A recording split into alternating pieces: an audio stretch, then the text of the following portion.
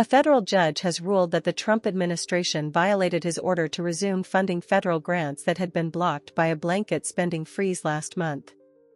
U.S. District Judge John McConnell instructed the administration to immediately restore frozen funding while his order remains in effect. This includes funds for the National Institutes of Health, NIH, and for implementing key provisions of the Biden-era Inflation Reduction Act and the Infrastructure Improvement and Jobs Act. Judge McConnell emphasized that the broad freeze on federal funds was likely unconstitutional and has caused significant harm to many parts of the country. He stated, "These pauses in funding violate the plain text of the order."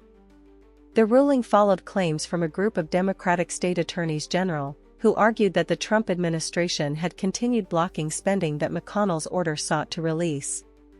In response, the Trump administration defended the freeze, claiming it was part of efforts to address fraud within the programs.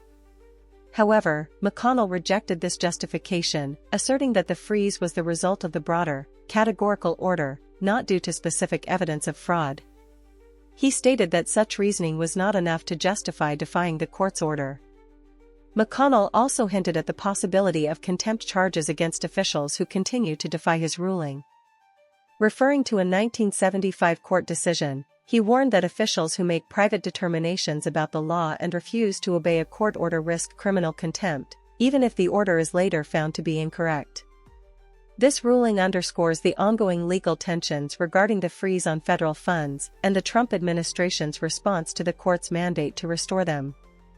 This decision highlights the continued legal battles over executive authority and the enforcement of judicial orders related to federal spending.